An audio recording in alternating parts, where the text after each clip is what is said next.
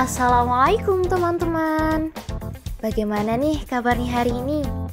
Semoga sehat selalu ya.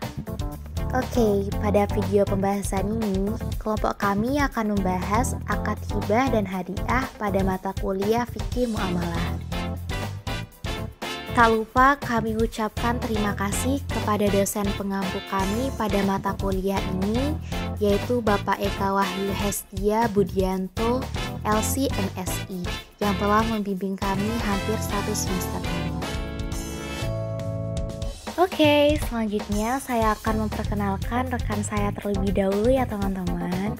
Di sini ada rekan saya yaitu Ahmad Adi Pranata dengan NIM 2005031101119 yang berasal dari kelas PBSD, dan saya sendiri yaitu Vira Solehatin dengan NIM 2005031100075 yang berasal dari kelas PBSC. Sebelum kita masuk pada video pembahasan kali ini, jangan lupa tekan tombol like, komen, share, dan subscribe ya teman-teman. Oke, sekarang kita masuk pada topik pembahasan mengenai akad hibah ya teman-teman.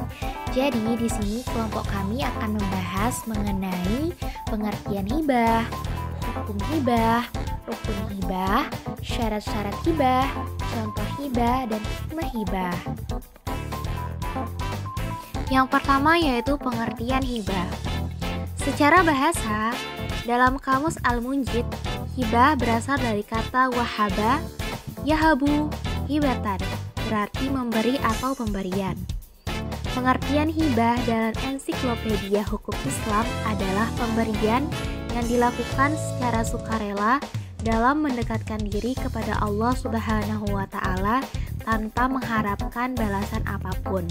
Sedangkan menurut Syed Sabiq, hibah adalah akad yang dilakukan dengan maksud memindahkan milik seseorang kepada orang lain ketika masih hidup dan tanpa imbalan. Yang kedua yaitu hukum hibah. Hibah memiliki dasar hukum yang dapat diperoleh melalui Al-Quran, yaitu wa'atun nisa as-sadaqatihinna nihlah fa'in tibna lakum an syai'im minhu nafsan fakuluhu hani'am mari'an, yang artinya berikanlah mas kawin atau mahar kepada wanita yang kamu nikahi sebagai pemberian dengan penuh kerelaan. Kemudian jika mereka menyerahkan kepada kamu sebagian dari mas kawin itu dengan senang hati, maka terimalah dan nikmatilah pemberian itu dengan senang hati. Quran Surat An-Nisa ayat 4. Yang ketiga yaitu rukun hibah. Menurut jumhur ulama, rukun hibah ada 4. Yang pertama yaitu wahib atau pemberi, adalah orang yang menghibahkan barang miliknya kepada orang lain. Yang kedua yaitu mauhublah atau penerima, yaitu seluruh individu dalam arti orang yang menerima hibah. Yang ketiga yaitu mauhub, adalah barang yang dihibahkan. Dan yang keempat adalah sigot, ijab dan kabul, segala sesuatu yang dapat dikatakan ijab dan kabul. Yang keempat yaitu syarat-syarat hibah. Syarat-syarat bagi penghibah antara lain: 1. Penghibah memiliki sesuatu untuk dihibahkan. Kedua, penghibah bukan orang yang dibatasi haknya karena suatu alasan. Dan yang ketiga, penghibah itu orang dewasa, sebab anak-anak kurang kemampuannya.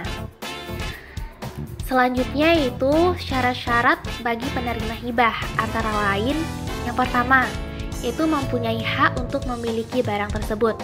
Dan yang kedua, yaitu penerima hibah bukan anak yang masih dalam kandungan. Selanjutnya, syarat-syarat benda yang dihibahkan. Antara lain, yang pertama, benda yang dihibahkan benar-benar ada. Yang kedua, harta yang bernilai. Yang ketiga, dapat dimiliki zatnya. Dan yang keempat, dikhususkan. Yang kelima yaitu contoh implementasi hibah. Adapun contoh implementasi hibah adalah asuransi syariah. Dalam praktiknya di lembaga keuangan syariah, hibah sering digunakan dalam salah satu mekanisme operasional asuransi syariah. Peserta asuransi memberikan hibah yang akan digunakan untuk menolong peserta lain yang terkena musibah, sedangkan perusahaan asuransi sebagai pengelola dana hibah. Yang terakhir yaitu hikmah hibah. Hibah disyaratkan oleh agama Islam, serta mengandung beberapa hikmah yang sangat agung, diantaranya adalah: yang pertama, menghidupkan semangat kebersamaan dan saling tolong-menolong dalam kebaikan. Yang kedua, menumbuhkan sifat kedermawanan dan mengikis sifat bakhil. Yang ketiga, menimbulkan sifat-sifat terpuji seperti saling sayang menyayangi antar sesama manusia, ketulusan berkorban untuk kepentingan orang lain, dan menghilangkan sifat-sifat tercela seperti rakus, masa bodoh, kebencian, dan lain-lain. Yang keempat yaitu pemerataan pendapatan menuju terciptanya stabilitas sosial yang mantap. Dan yang kelima yaitu mencapai keadilan dan kemakmuran yang merata. Selanjutnya adalah pembahasan akad hadiah. Yang pertama, pengertian hadiah, syarat hadiah, hukum hadiah, contoh hadiah, rukun hadiah, dan hikmah hadiah. Akad hadiah. Menurut Zakaria Al-Ansori, hadiah adalah penyerahan hak milik harta benda tanpa ganti rugi yang umumnya dikirimkan kepada penerima untuk memuliakannya. Selanjutnya menurut Muhammad Qol-Aji, hadiah adalah pemberian sesuatu tanpa imbalan untuk menyambung tali silaturahim, mendekatkan hubungan dan memuliakan. Hukum hadiah. Hukum hadiah adalah mubah. Nabi sendiri juga sering menerima dan memberi hadiah kepada sesama muslim, sebagaimana sabdanya, An Aisyah radhiyallahu anhu qala kana Rasulullah sallallahu alaihi wasallam yaqbalul hadiyah wa yusibu 'alaiha, yang artinya dari Aisyah radhiyallahu anhu berkata, Rasulullah sallallahu alaihi wasallam menerima hadiah dan beliau selalu membalasnya. Hadis riwayat Bukhari. Selanjutnya rukun hadiah. Rukun hadiah ada 4. Orang atau pemberi, mau benda atau penerima, mau barang yang dihadiahkan, dan yang sifat, yakni ucapan qabul. Selanjutnya syarat-syarat hadiah. Syarat-syarat bagi atau pemberi. Yang pertama, ia istilah sebagai pemilik atas sesuatu benda yang dihadiahkan. Yang kedua, pihak pemberi hadiah adalah orang yang dapat bertindak secara sempurna. Yang ketiga, pihak pemberi hadiah hendaklah melakukan perbuatannya itu atas kemauan sendiri dengan penuh kerelaan dan bukan dalam keadaan terpaksa. Yang selanjutnya, syarat-syarat maupun atau barang yang dihadiahkan. Yang pertama, benda yang dihadiahkan tersebut istilah milik yang sempurna dari pihak pemberi hadiah. Yang kedua, barang yang dihadiahkan itu sudah ada dalam akte sesungguhnya ketika transaksi hadiah dilaksanakan. Ketiga, objek yang dihadiahkan itu istilah sesuatu yang keempat, harta yang dihadiahkan tersebut istilah telah terpisah